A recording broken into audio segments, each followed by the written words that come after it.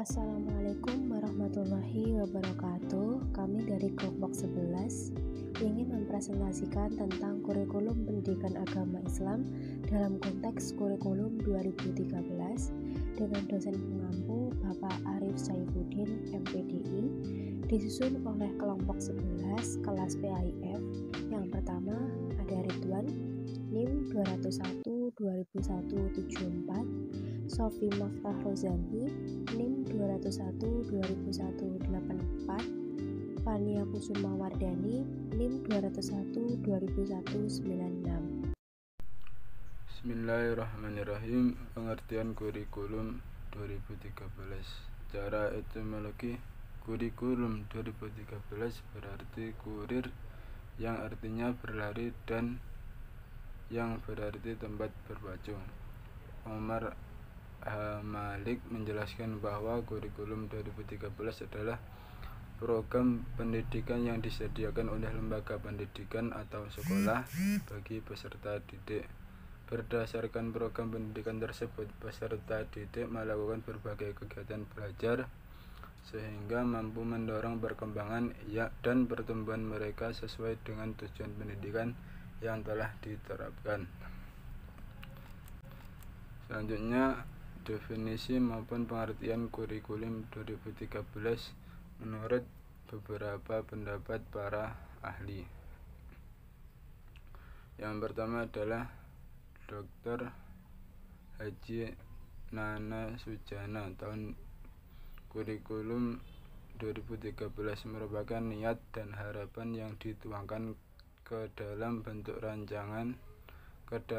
rencana maupun program pendidikan yang dilaksanakan oleh pendidik di sekolah.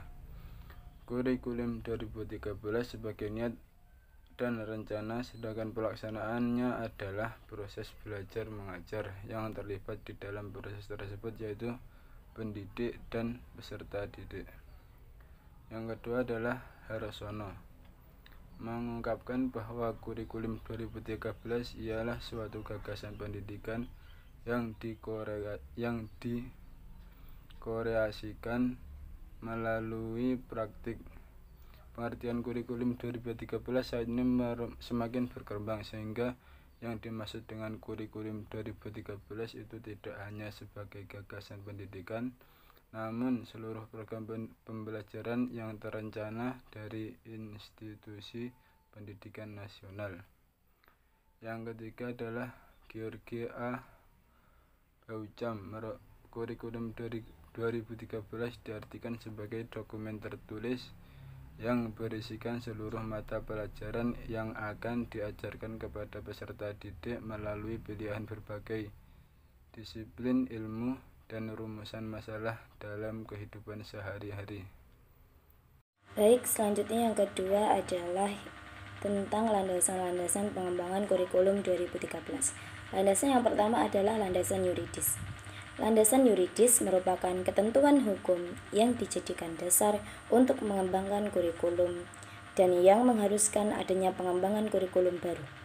Landasan yuridis kurikulum adalah Pancasila dan Undang-Undang Dasar 1945, Undang-Undang Nomor 20 Tahun 2003 tentang Sistem Pendidikan Nasional, dan lain-lain. Kemudian yang kedua adalah landasan filosofis. Landasan filosofis adalah landasan yang mengarahkan kurikulum kepada manusia, apa yang akan dihasilkan kurikulum. Selanjutnya, landasan yang ketiga adalah landasan empirik. Landasan empirik memberikan arahan berdasarkan pelaksanaan kurikulum yang sedang berlaku di lapangan. Landasan yang keempat adalah landasan teoritik. Kurikulum 2013 dikembangkan atas dasar teori pendidikan berdasarkan standar atau standar-based education dan teori kurikulum berbasis kompetensi. Pendidikan berdasarkan standar adalah pendidikan yang menetapkan standar nasional sebagai kualitas minimal warga negara untuk suatu jenjang pendidikan. Selanjutnya, pembahasan yang ketiga adalah prinsip-prinsip pengembangan kurikulum 2013. Ada berapa sih prinsip-prinsipnya? Prinsip-prinsip yang pertama yaitu prinsip relevansi. Ada dua macam relevansi, yaitu relevansi internal dan relevansi eksternal. Relevansi internal adalah bahwasanya setiap kurikulum harus memiliki keserasian antara komponen-komponennya, yaitu keserasian antara tujuan yang harus dicapai, isi, materi atau pengalaman belajar yang harus dimiliki siswa, strategi atau metode yang digunakan, serta alat-alat penilaian untuk melihat ketercapaian tujuan. Relevansi internal ini menunjukkan keutuhan suatu kurikulum. Kurikulum eksternal berkaitan dengan keserasian antara tujuan, isi, dan proses belajar siswa yang tercangkup dalam kurikulum dengan kebutuhan dan tuntutan masyarakat. Kemudian prinsip yang kedua adalah prinsip fleksibilitas. Kurikulum itu harus bisa dilaksanakan sesuai dengan kondisi yang ada. Kurikulum yang kaku, tidak fleksibel akan sulit diterapkan.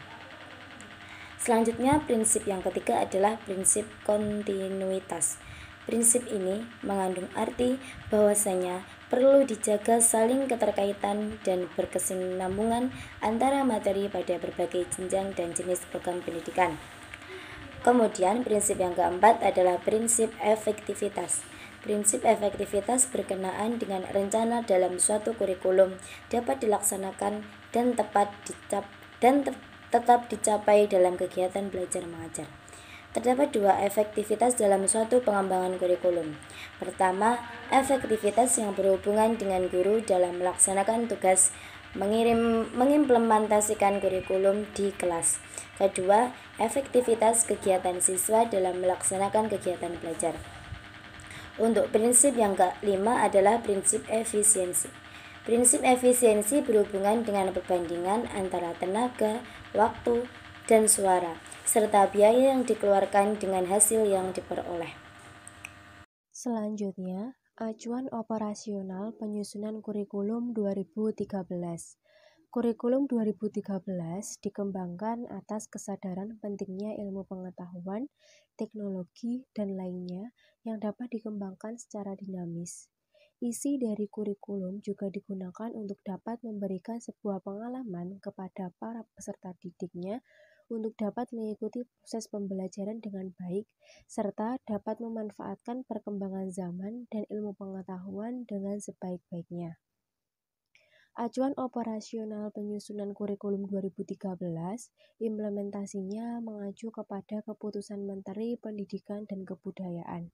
Kurikulum sekolah disusun dan dikembangkan dengan acuan operasional penyusunan kurikulum 2013 dengan memperhatikan hal-hal sebagai berikut. A. Peningkatan iman dan takwa, serta akhlak mulia, keimanan dan ketakwaan, serta akhlak yang mulia ini menjadi dasar pembentukan kepribadian para peserta didik dengan cara yang utuh. B. Peningkatan potensi, kecerdasan, dan minat sesuai dengan tingkat perkembangan dan kemampuan peserta didik. Pendidikan memiliki pengertian suatu proses untuk dapat meningkatkan martabat secara holistik dengan potensi afektif, kognitif, dan psikomotor yang dapat mengalami perkembangan secara optimal. C. Keragaman potensi dan karakteristik daerah dan lingkungan. Setiap daerah memiliki potensi, tantangan, dan keragaman karakteristik lingkungan yang berbeda setiap peserta didiknya. D. Tuntutan perkembangan daerah dan nasional, mewujudkan pendidikan yang otonom dan demokratis dengan mengedepankan wawasan nasional. E. Tuntutan dunia kerja, kegiatan dalam proses belajar mengajar yang dilakukan oleh peserta didik harus mendapat dukungan tumbuh kembangnya pribadi oleh pendidik, sehingga para peserta didik dapat memiliki jiwa kewirausahaan dan cakupan hidup. F. Perkembangan ilmu pengetahuan, teknologi, dan seni. Pendidikan perlu adanya pengantisipasian dampak secara global yang dapat membawa pengetahuan ipteks yang dapat menjadi peranan penting dalam penggerakan perubahan yang lebih baik. G. Agama. Kurikulum dalam penyusunannya harus dikembangkan untuk peningkatan iman dan takwa serta akhlak mulia kepada peserta didik. H. Dinamika perkembangan global. Kurikulum dalam penyusunannya harus memiliki kemandirian khusus untuk para peserta didiknya. I. Persatuan nasional dan nilai-nilai kebangsaan. Kurikulum dalam penyusunannya harus diarahkan untuk membangun karakter dan wawasan kebangsaan peserta didik, agar nantinya menjadi landasan penting untuk dapat memelihara persatuan dan kesatuan NKRI. J. Kondisi sosial budaya masyarakat setempat. Kurikulum dalam penyusunannya harus dikembangkan dengan memperhatikan karakteristik sosial dan budaya masyarakat setempat dan menunjang kelestarian keragaman budaya setempat. K. Kesetaraan gender. Kurikulum dalam penyusunannya harus diarahkan kepada pendidikan, di mana harus adil dan memperhatikan kesetaraan gender. L. Karakteristik satuan pendidikan. Kurikulum dalam penyusunannya harus dikembangkan sesuai dengan visi, misi, tujuan, kondisi, dan ciri khas dari masing-masing sekolah atau satuan pendidikan. Jadi, acuan operasional yang digunakan dalam penyusunan kurikulum 2013 yang paling utama dalam pendidikan agama Islam bersumber dari Al-Quran dan hadis. Hal ini dilakukan agar dalam penerapan kurikulum pendidikan agama Islam dapat meningkatkan iman dan takwa serta akhlak mulia dari seluruh para peserta didik, karena menjadi dasar pembentukan kepribadian oleh para peserta didik dengan cara yang baik dan utuh.